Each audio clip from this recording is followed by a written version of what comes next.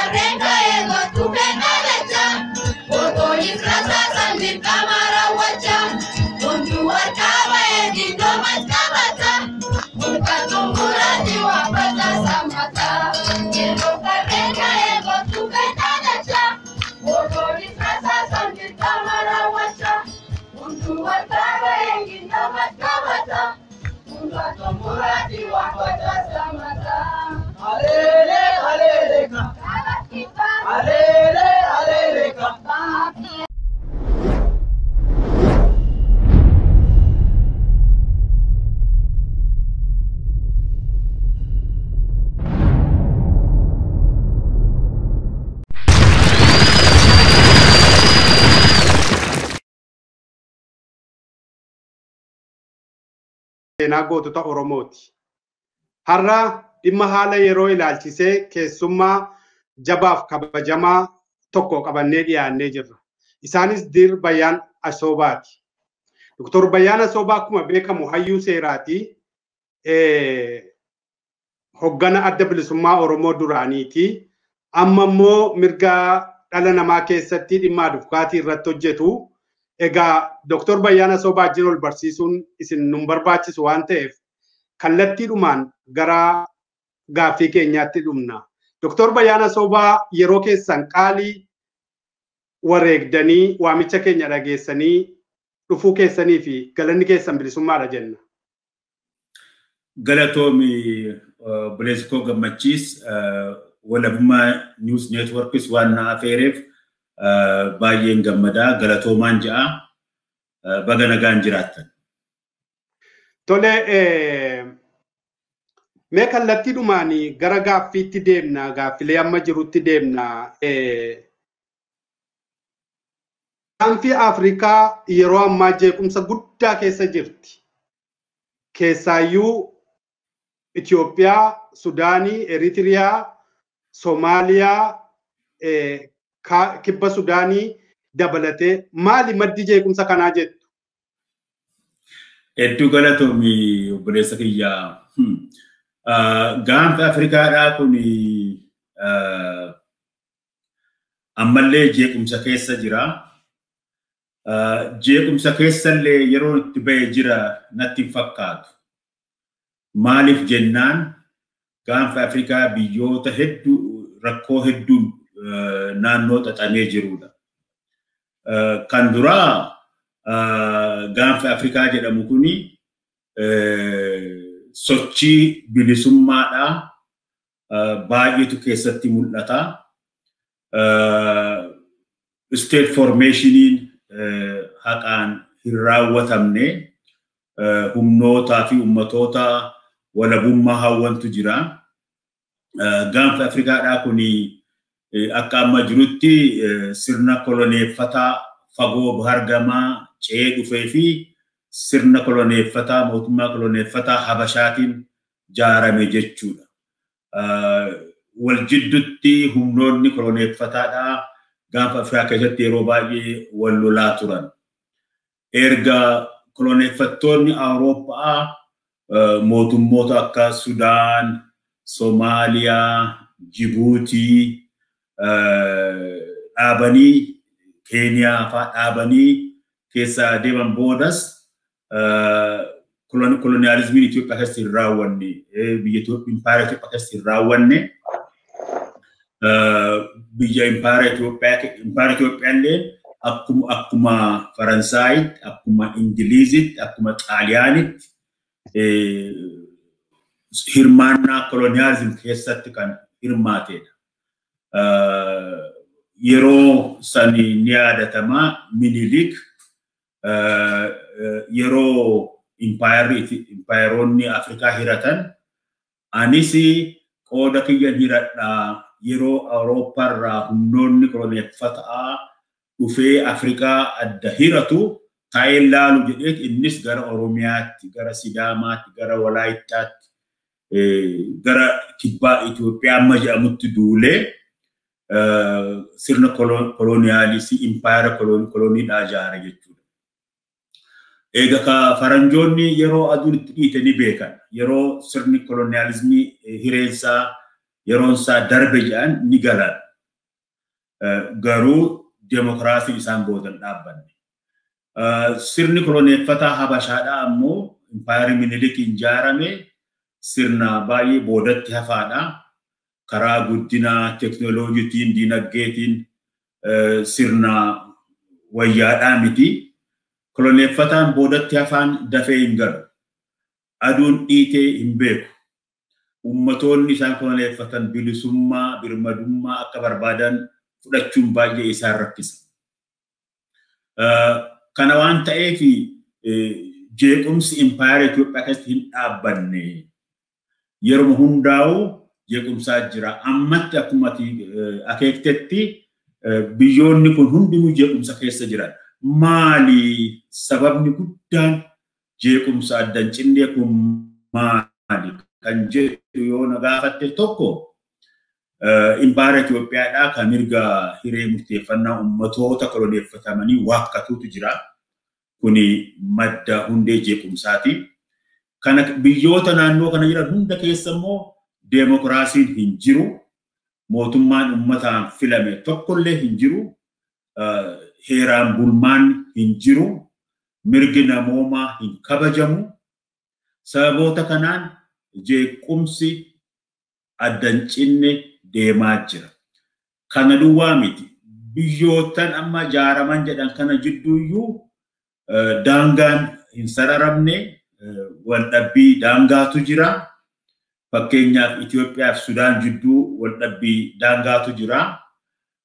Somaalee Itoophiyaa keessa jirtuu fi Somaalee mootummaa Somaalee ijaarame jidduu akka mootummaan Somaalee guddoo ijaaramtu sochiin deemaa ture ammallee hin dhaabbanne uma jira.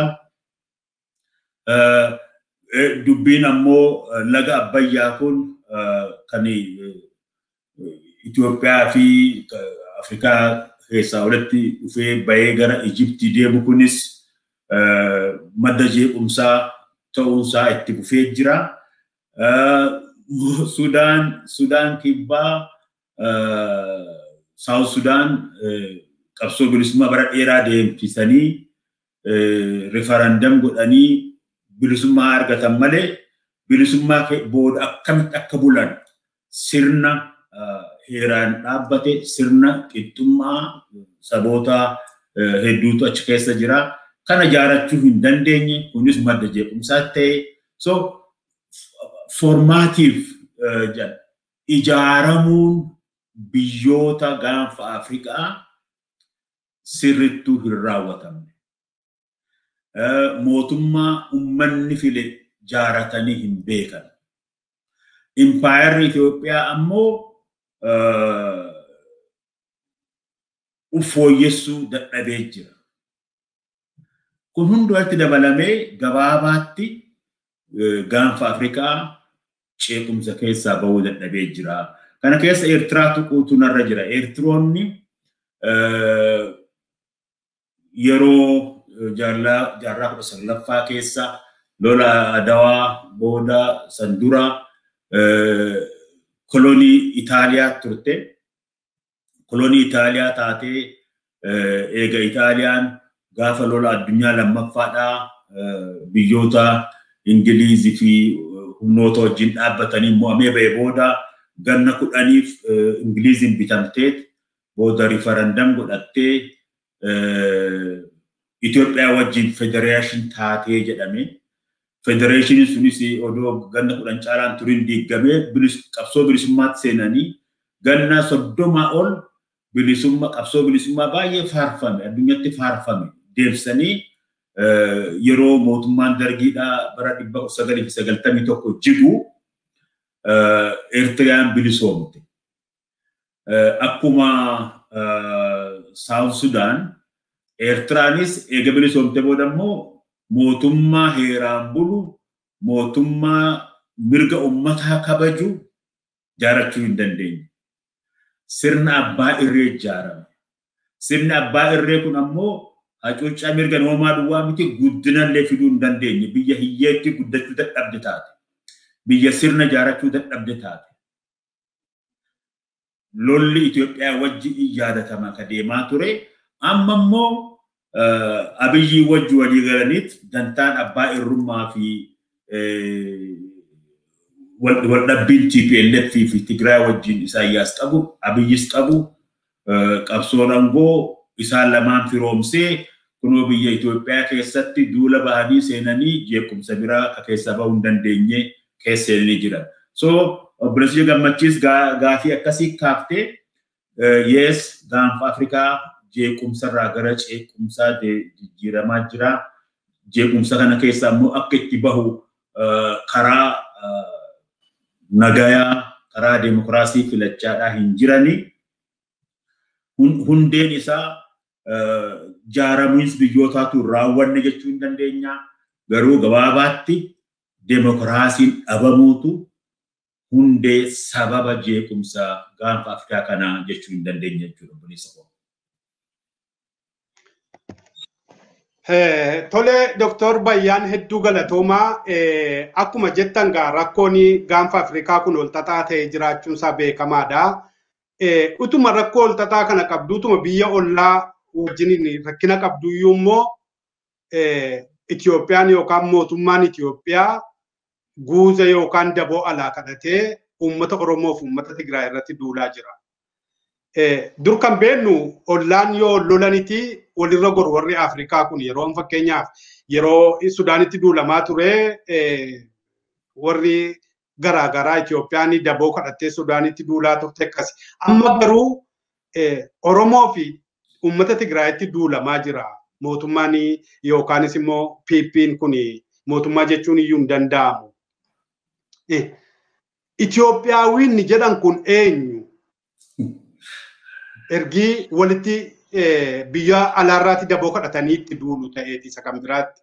Lammaffaa immoo Itoophiyaa fi Oromoon maali? Oromiyaa yookaan Oromoo fi Itoophiyaan kun iyyuu waliin maali? Mee kana naa deebisaa. Very interesting questions. Gaafii baay'ee gaggaarii gaafatte. Waliif tumsuun Itoophiyaan guuza biyya alaa waammattee mormii biyya keessaa dura dhaabbachuun mormii biyya keessaa cabsuudhaaf yaaluun seenaa Empire Itoophiyaa keessatti deddeebi'ee dhufee jira. Ka ammaa kun ammoo akkuma tu jette gartokkoon abbootii irree lamaan wal ta'aniit abbootii irree lamaan Abiy Ahmed fi Isaayyaas Afwerqii two dictators wal ta'aniit daangaa Itoophiyaa waraanni Eertiraa akka ce'ee dhufee ummata Tigraay fi TPLF waraanan godhan jechuudha.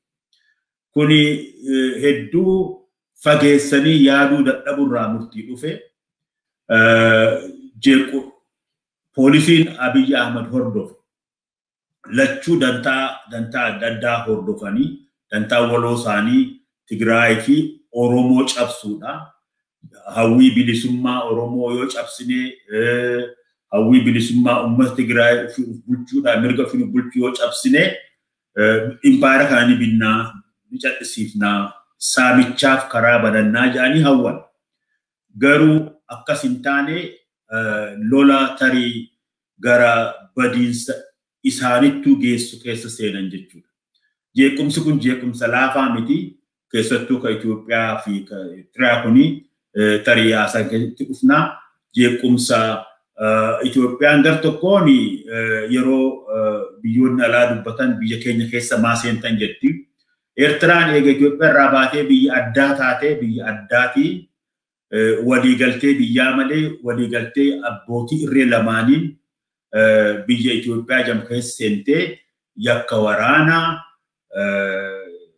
dhiitamiinsa mirgoota namoomaa saamicha addunyaa hunda akkatti ka'u godhe raawwataa jirti jechuudha. So jeequmsi kun deemaa jira hin raawwanne itti baan isaa akkanatti fakkaatutti sirnoota abbootii irree lamaanuu gara dhabamsuutti deemaa jiranitti fakkaata. Gaafii kana keessatti kaaftee si Itoophiyummaan kun maali? Gaafiin jiru gaafii gaariidha gammachiis. Itoophiyummaa warra Itoophiyaa jiru kuni dura beektaa maqaan Itoophiyaa jedhamu kuni impaayerri Itoophiyaadha Abisiiniyaa jedhama ture. Abisiiniyaa isa jiru Abisiiniyaa jechuun Habashaa jechuudha. Habashaa jechuun ammoo warra Saudi Arabiyaa irraa dhufee kan hundee Arabummaa qabu jechuudha. Yeroo koloniyaalizim keessaa Minilik raawwatee Oromoota cabsee warra Kibbaa, Walaayittaa, Sidaamaa, Kafichoo, Kambaataa, Hadiyyaa hunda cabsee humna impaayera Itoophiyaatti makee booda akkamitti Habashaa ofiin jechuu dandeessu kan jiru faranjoonni gorsan. San dura maqaan Itoophiyaa jiru kun maqaa uummata Afrikaa hundaati. Maqaa uummata gurraachaaf uummatoonni warra Greek dura dhufee warra Afrikaa wajjin wal qunname bara dheeraa dura uummanni kun nuun fakkaatu fuulli isaanii gurraachaa kan jiruun maqaa Itoophiyaa jiru kennan. Itoophiyaa jechuun namoota fuula gurraachaa jechuudha afaan Greekitti. Minilik faan Habashummaa san uffachuudhaaf Habashaa kaajuu san keessaa ba'uudhaaf maqaa biyyattii jijjiiranii Itoophiyaa jedhan. Itoophiyaan gaafa League of Nations jaaram League of Nations misoomsomtu Abisiiniyaa jettee galmooftee turte jechuudha. Faranjoonni warra manguddoo dur Itoophiyaa maqaa jiruun beekan Abisiiniyaatti beekan. So Itoophiyaa jechuun warra impaayera Itoophiyaa kana jaaree jechuudha. Gara biraatiin maalu akka maalummaa Itoophiyaa maal jechuudha. Itoophiyaa jechuun waan biraatii miti. Akka impaayerri Itoophiyaa dhimma itti bahuu fi itti amanuttis ammallee Abiyyi faan deemsaa jiranitti Itoophiyaa jechuun Amaara jechuudha. Warra afaan Amaaraa dubbatu ka seenaan isaanii seenaa Amaaraa ta'e ka aadaan isaanii aadaa Amaaraa ta'e tu Itoophiyaadha. Itoophiyaa fi Amaarri tokkuma sinoonim warri dhugaa kana baratu ibin ka Amaara keessa bahan dhugaa kana yaalan. Itoophiyaa jechuun Amaara. Namni koloneeffame ummanni koloneeffame kunis yeroo maalummaa isaa gatee afaan isaa gatee aadaa isaa gatee seenaa isaa irraanfatee ka Amaaraa fudhate Itoophiyaa tahee jechuudha. So impaayerri Itoophiyaa assimilation irratti ijaarame. Assimilation jechuun ummatoota koloneeffatan kana aadaa isaanii afaan isaanii jijjiiranii seenaa isaanii irraanfachiisanii ka Amaaraa gochuu irratti xiyyeeffatan. Assimilationist empire. Empire ummatoota cabsan kana dhabamsiisuudha akka ummatatti akka hin jiraanne gochuuti. Akeekisan ture. Ganna 150 ol poolisiin impaayeraa kanaa ka Haayile Sillaaseen hoogganee ka Minilik jalqabee gaafa dargillee ijibbaanni kun deemaa ture. Infashal. So Ijibbaata fashale amma Itoophiyaa jechuun eenyu jette Itoophiyaa jechuu fi Amaara jechuun tokko. Yeroo amma Itoophiyaawwiinnat jedhamaa jechuudha jettee yoo gaafatte Itoophiyaawwiinnat jechuun afaan Amaaraa dubbatu seenaan Amaaraa seenaa kee jettee fudhachuu aadaa kan kee duudhaa kee tuffattee akka dhiiftu godhamu kana dabalataa jechuudha. Laala yeroo sobanii Itoophiyaa jechuun hunda keenya Itoophiyaa jechuun hunda keenyaa miti. Impaayarri kun yeroo dhaabbatu Minilik gaafa impaayara kana jaaru ummatoota aadaa qaban seenaa qaban sirna bulchiinsa mataa ofii qaban mootummaa ofii qaban cabsee humnaan impaayara Itoophiyaatti make. Kanaaf ummatoonni kun maalummaa isaanii ammallee saniif qabsaa jiranii maalummaa qabu, seenaa qabu, afaan qabu, duudhaa qabu, waan isaan tokkoomsu qabu kan hunda dhiisanii Amaara ta'uudhaaf fedhiidhaan tokkollee hin barbaanne jechuudha. So kanaaf yoo Itoophiyaa jechuun maal yoo jettee hiikkaansaa Amaarumaa jechuudha. Itoophiyaan tun nuufoo maali Oromoodhaaf maali yoo jettee Itoophiyaan Oromoodhaaf koloneeffataadha. Hariiroon Itoophiyaa fi Oromoo jidduu jirtu hariiroo ummata koloneeffamee fi ummata kana koloneeffate jidduu jirtu jechuudha. Colonizer and the colonized. But by the way, warra ammaatu waakkata malee dhugaan kun dur hin waakkatamu ture. Warri dur impaayara Itoophiyaa ijaaran koloneeffataa ta'uu isaatti ni boonan turan. Amma qaanii fakkeessanii waakkatan. Garuu constitution heera Emperor Haile Sillaasee ummata Itoophiyaatiif kenne jedhe kabara 1931 akka lakkoofsa faranjitti ba'e keessatti akka gaariitti wanni kun taa'e. Maal jedha boqonnaan duraa heera jalqabaa Itoophiyaa kun maal jedha? Ummanni Itoophiyaa kana keessa jiru waa lamarraa walitti dhufee jedha. Ummata akaakuu lama qabuutu walitti dhufee biyya tana jaaree biyya tana keessa jiraa jedha. Ummanni lamaan kuni warra native Itoophiyaa dhugaa warra tahanii fi the subject people. The subject jechuun ummata humnaan cabsinee impaayara kanatti maknee jechuudha. So nuti subjectii Itoophiyaati malee Itoophiyaa miti. Heerri kun dhugaa ba'a jechuudha. San booda waakkachuun dhufe. Eegas booda immoo sochiin impaayara kana jijjiiruu deemaa ture. Impaayara kana jijjiiruu san duraan jechuun irra jiru warra koloneeffatee fi warra koloneeffatu jidduu qixxummaan hin jiru. Mirga qixxummaa hin qaban. Mirga abbaa biyyummallee qixatti hin qaban. Haala kana jijjiiruuf qabsoo deeme keessatti impaayarummaa Itoophiyaa jijjiiruudhaaf ummanni koloneeffame kagartee mirga lammii biyyummallee hin qabne kun akka lammii ta'an ijibbaanni godhamaa ture. Mirgi qabsoon hiree murteeffannaa ka ofiinuuf bulchuu akeeka kana dhugoomsuuf deemaa ture. Afaaniin mirga hiree murteeffannaa beekne kan jiru Dargiin jedhee ture. Dhugaan goone autonomii ofiinuuf bulchuu kan jiru dhugaa ture. Sun hundinuu ijibbaata gartee impaayara kan jijjiiruudhaaf godhametti mee haala koofnu.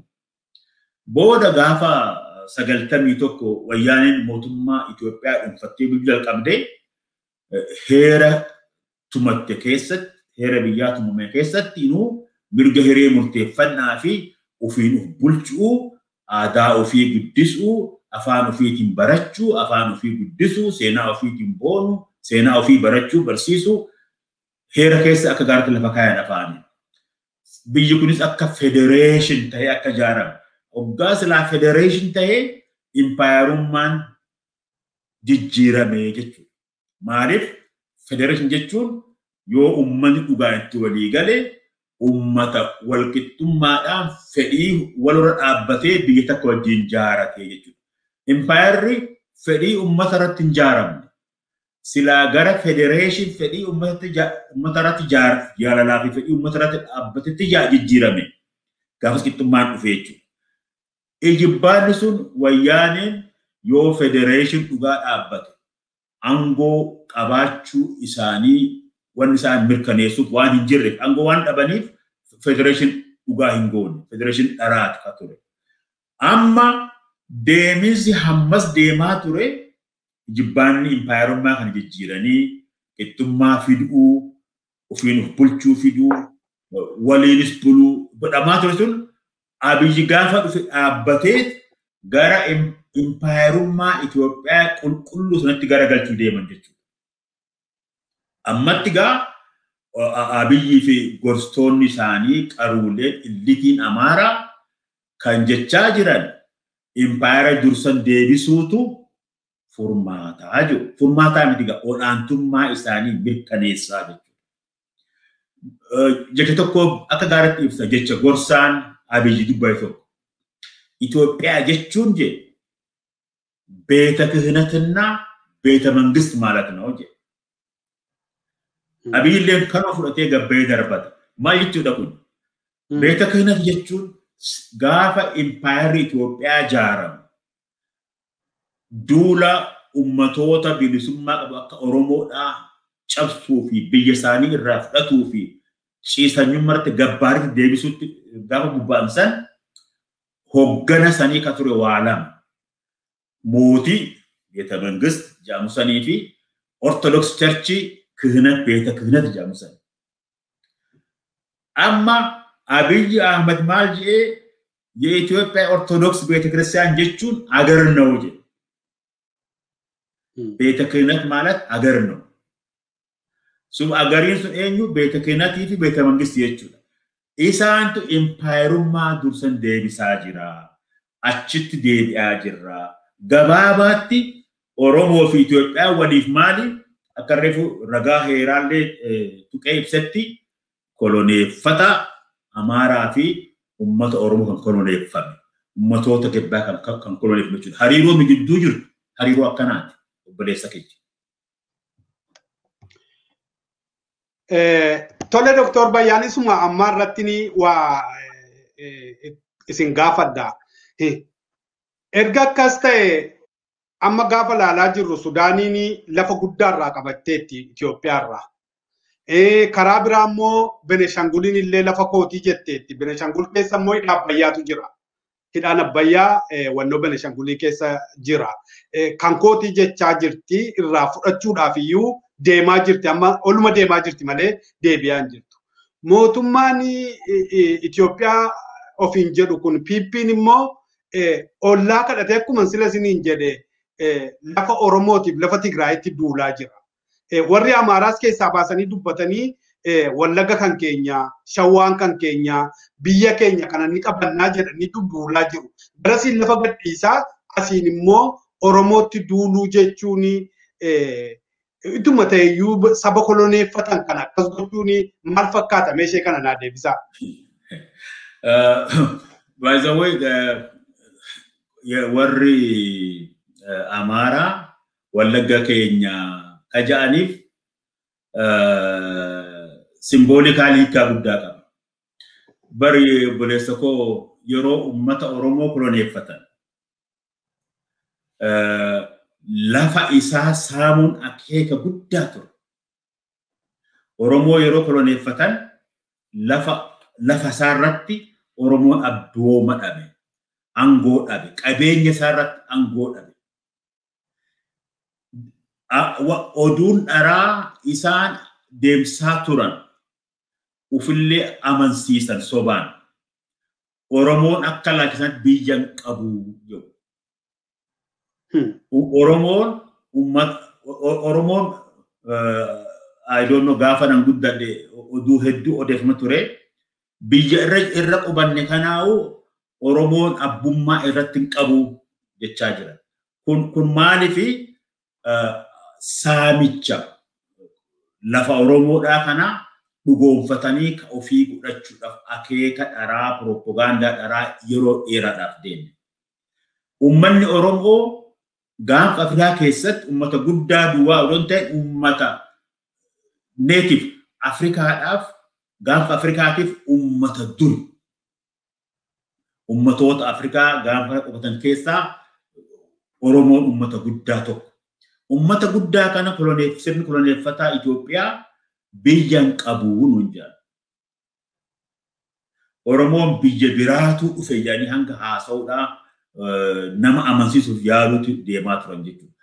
Ka amma Wallagga keenyaa jedhan kun itti fufa miti oduu dharaa saniiti jechuudha. Har'a Wallagga waan filataniif nan beekaa sochii cimaatu jira kana cabsuuf akkana jedhanii odeessanii.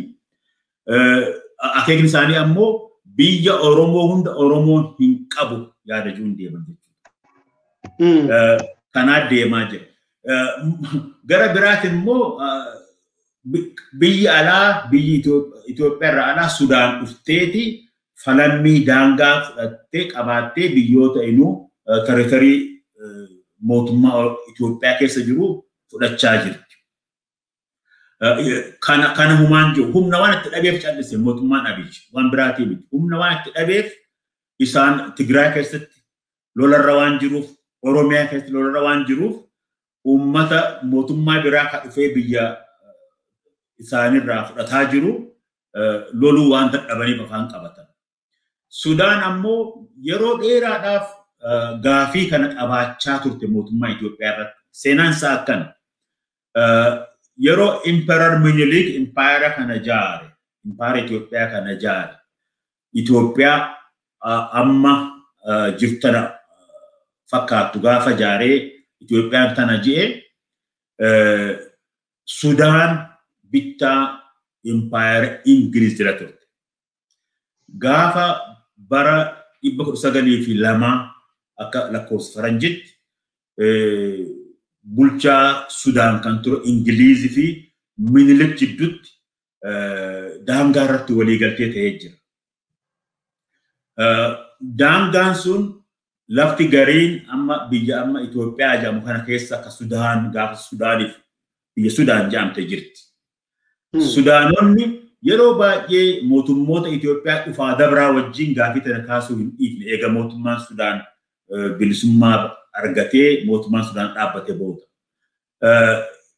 Yeroo hedduu waadaa galamaa fi waliigalteen Itoophiyaa fi Sudaan jidduutti daangaa irratti hin taane.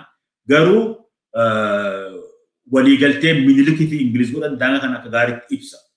Amma Sudaan kan jettu lafa saniifin bakka amma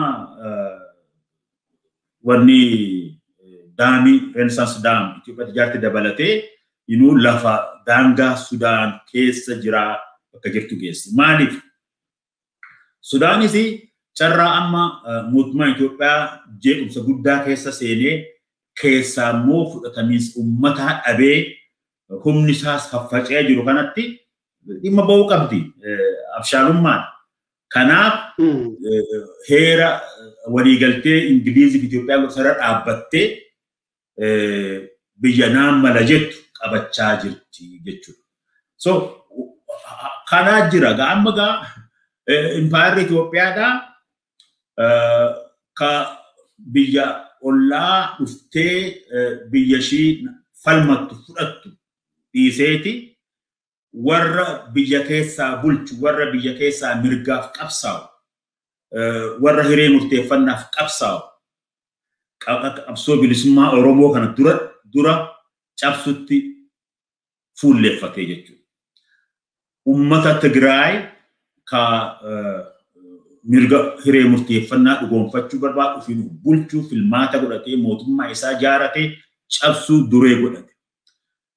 Hisaabni kun calculationiin kun garti deemu ifa.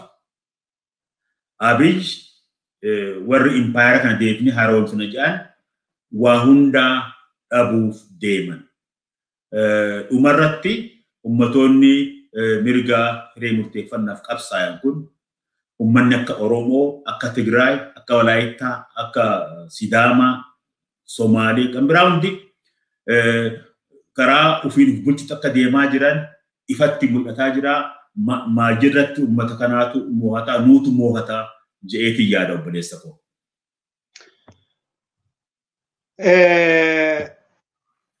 Tole Dr. Bayyaan hedduu galatoomaa yaada bal'aa kaastanii mee kanumaan ol qabatee mootummaan Itoophiyaa seenaa ishee keessatti akka gaariitti beektu erga ijaaramtee kaastee of dandeessee gargaarsa malee jiraattee hin beektu.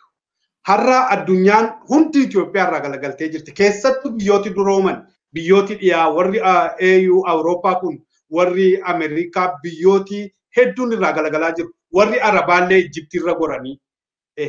Itoophiyaan amma of dandeessee ni jiraatti, gargaarsa malee ni jiraatti. Itoophiyaan keessaayyuu yeroo ammaa yeroo rakkinni bakka hundaatiitti duulee jiru kanatti waan of dandeessee jiraatu isinitti fakkaata? Galatoomi natti hin fakkaatu. Itoophiyaan of dandeessee jiraattee hin beektu, ammallee gargaarsa alaa malee jiraachuu hin dandeessu. Seenaa odoon dhaqin dura mootummaan Itoophiyaa ammaa kunis kadabres bajeta isaaniitu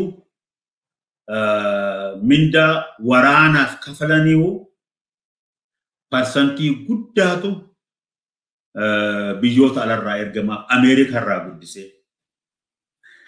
gara parsantaa 40% bajetni mootummaatu gargaarsa alarraa argamuu jedhama jechuudha. Kun jechuun Itoophiyaan hedduu gargaarsa alarratti hirkattu ta'uuf hin danda'ini jechuudha dhugaan jiru kana. Meef duba deebinellee haalaallu. Seenaa keessatti illee mootummaan Itoophiyaa yeroo itti uf danda'ee biyya keessaa nagaa argatee itti jiraatu hin jiru. Wanni nagaa biyya keessaa argannee fi mootummaa fedhii ummata irratti dhaabbate. Ummataan filame Itoophiyaan qabaattee hin beektu. Mootummaa cunqursaadha.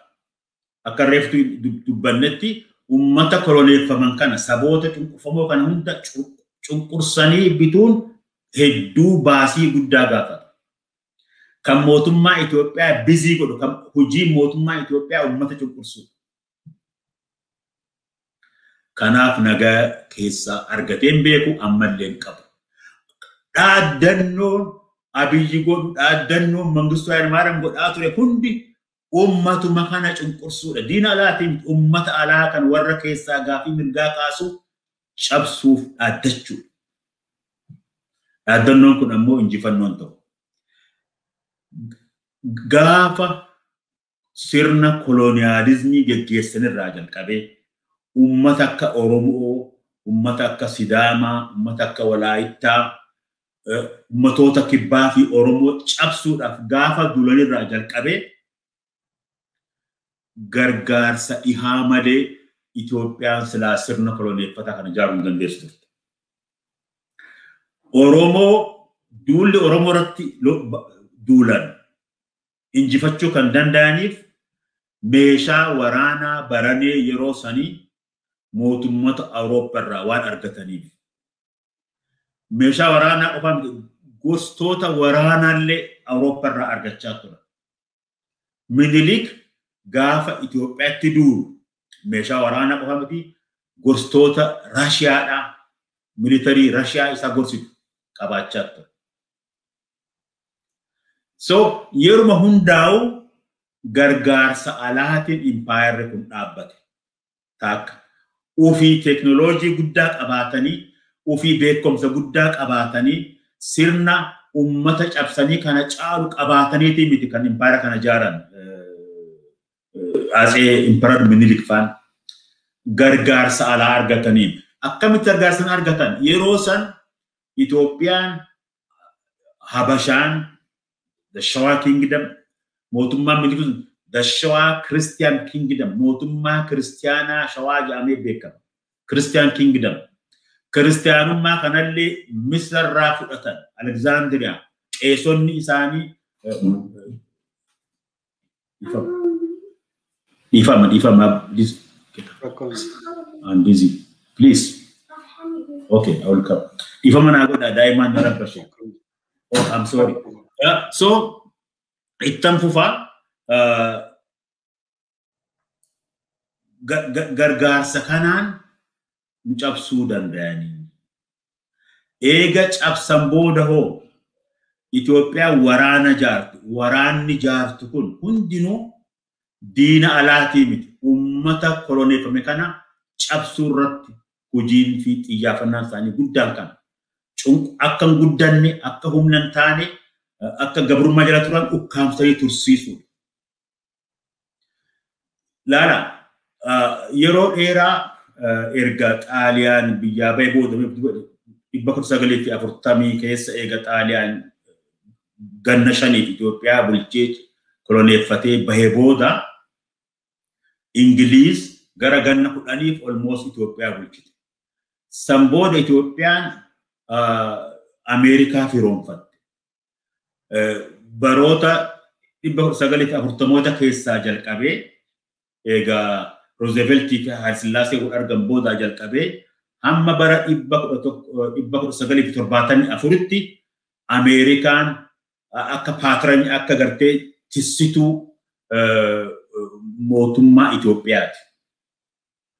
Karaa hundaan ni gargaarti, seekuritii ni gargaarti, waraanaan ni gargaarti. Achi keessatti immoo ofiifuu gaafa Eertiraan qaama Itoophiyaatti achitti military base dhaabbatanii jiraatanii. So gargaarsa Ameerikaatiin Haile Sillaaseen aangoo isaarra ture. Karaa hundaan. Gaafa warraaqsa 74 dhufee Itoophiyaan karaa mooraa sooshaalizim filattu.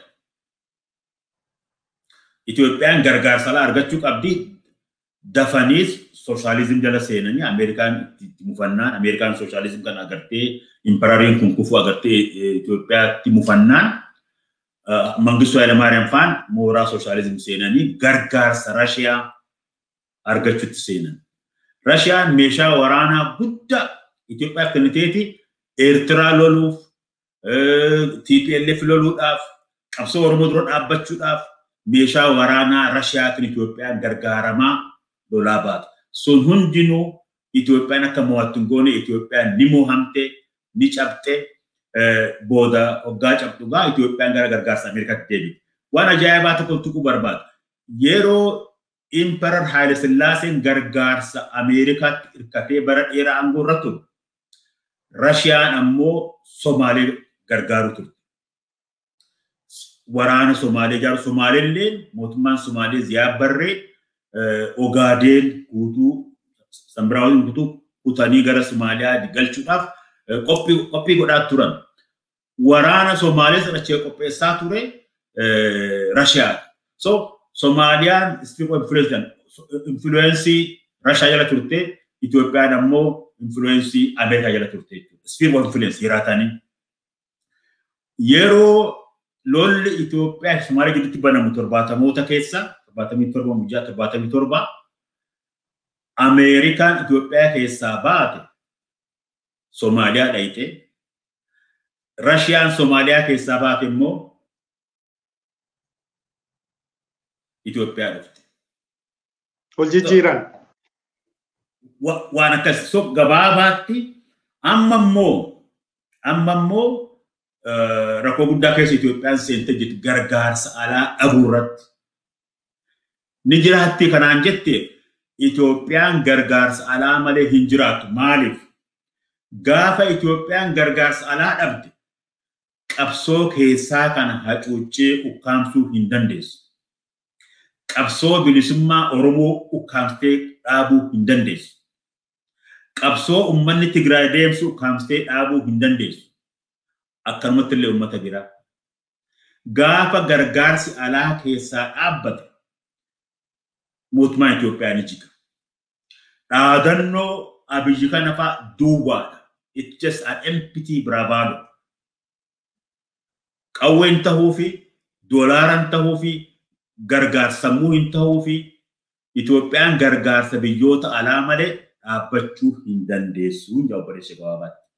Carraan kun ummatoota mirga hiree murteeffannaa dhugoomfachuuf qabsaa'an akka uummata Oromootiif carraa haaraa uume jechuu haalli kun. Maaliif mootummaan gabroomsaan Itoophiyaa empire gabroomsaan Itoophiyaa jiraachuu hin qabu.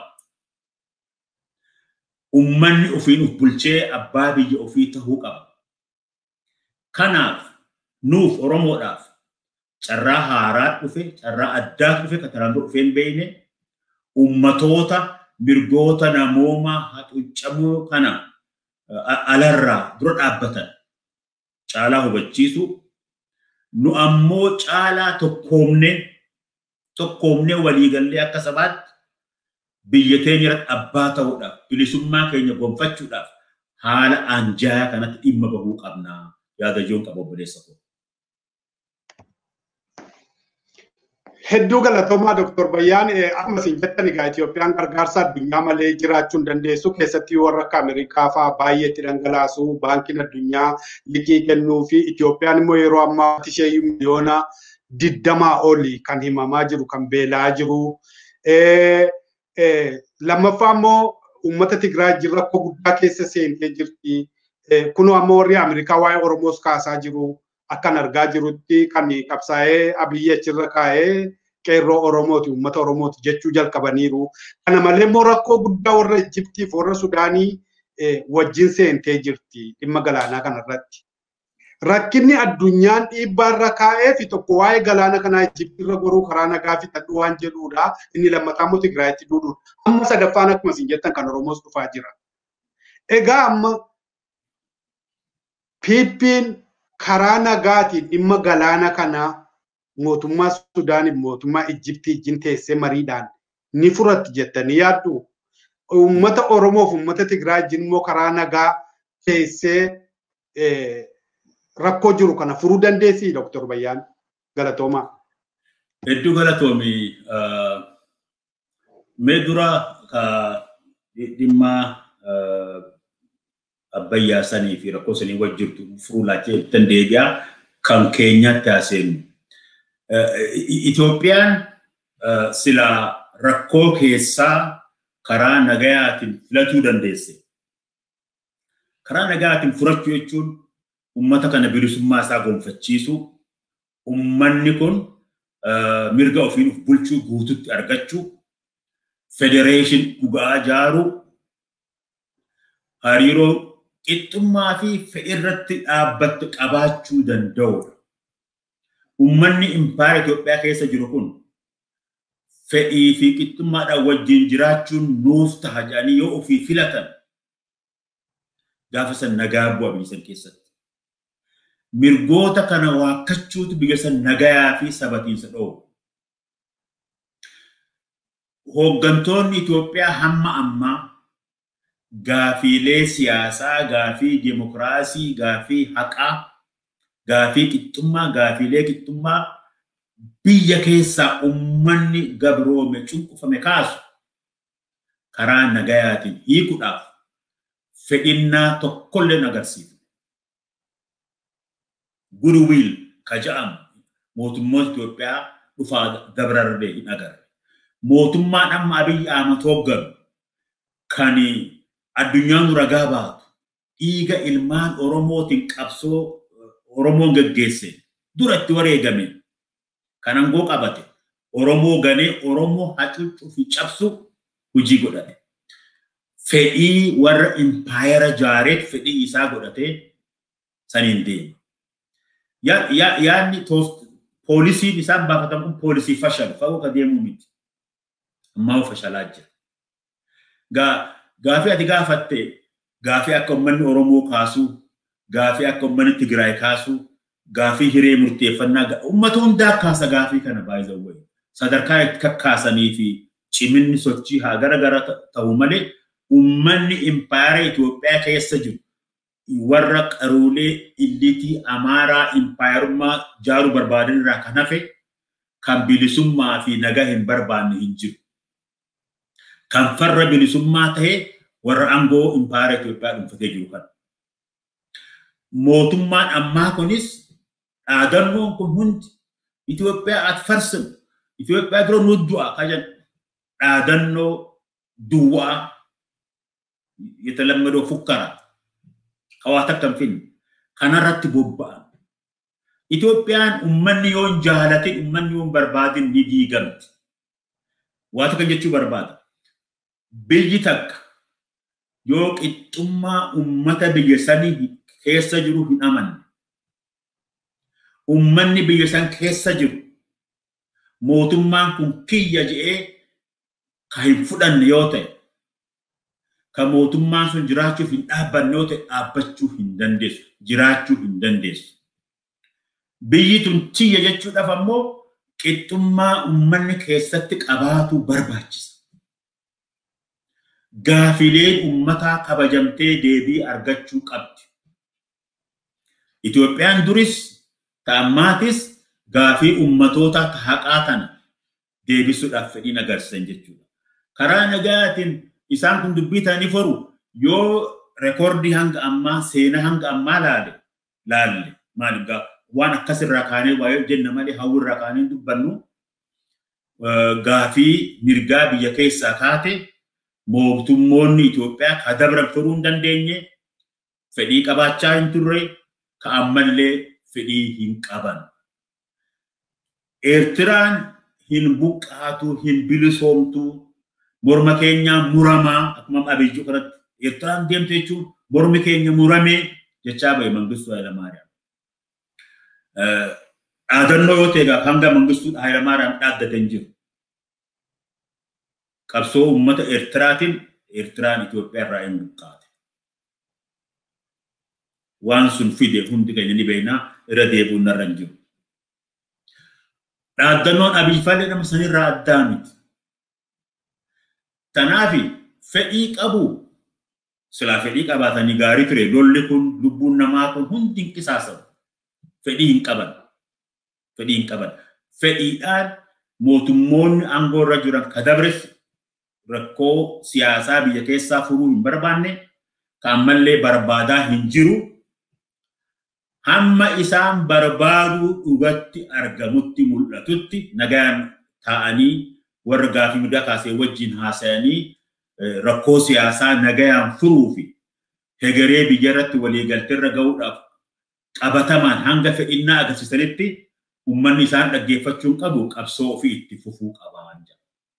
Ummata Oromoo qofaa miti, ummanni Tigraayis, ummanni Oromootis, ummanni hundinuu ummanni biyya san keessaa mirga hiree murteeffannaa gaafatu. Gaafii haqaa, gaafii qixxummaa kaasu. Mootummaan kun fedhii ni qabaata jedhee eeggachuu hin qabu. Wanni fedhinnaa mootummaa kanaa agarsiisu takkallee hin jiru. Takkallee hin jiru. By the way, mootummoonni Itoophiyaa keessattuu ka ammaa kunis Abiyyi hoggan kunis seenuma isaanii ka dabararraa barachuu hin danda'an. Adeemsi akkanaa kana dura nun baafne biyya daranuu diigee kanaaf jecha nagaan teenye akkaataa biyya kana ka waloo itti godhannu ka qixxummaa itti godhannu haasofnu yaanni keessan jiru. Hamma daqiiqaa dhumatti odumukkatti dhaaddatan qarartoosan zarraaf odoo jedhanu angatee qorataa odoo jedhanu gimbaaree lixiit odoo jedhanu dubbiin raawwatuuf deemte jechuudha. Gaafa isaan fedhinnaa agarsiisan warra bilisummaa fedhinnaa dhugaa gaafilee ummataa hiikuudhaaf fedhii dhugaa gaafa agarsiisan humnoonni bilisummaaf qabsaayan fedhii san fudhachuu qaban. Garuu hanga qabatamaadhaan fedhii isaanii ka dhugaa arganitti garaa hiruu namarra hin jiru qabsoo jabeessuun namarra jira hanga obboleessa qabu. Dr. Bayyaana Soobaa yeroo keessan bareedaa fudhattanii marii bareedaa akkasii kana dhuftanii walabummaa News Network irratti nuu kennuu keessanii fi jiraadhaa fayyaa ta'aa galanni keessan bilisummaa ta'uu jedha. Galatoomii obboleessa gammachiis atis galatoomii ammalirra deebi'anii walabummaa News Network waan na affeertaniif hedduu galatoomaa ja'a jabaadhaa nagaan jiraadha. Tole fayyaa ta'aa. Tole fayyaa ta'aa galatoomaa. Tole.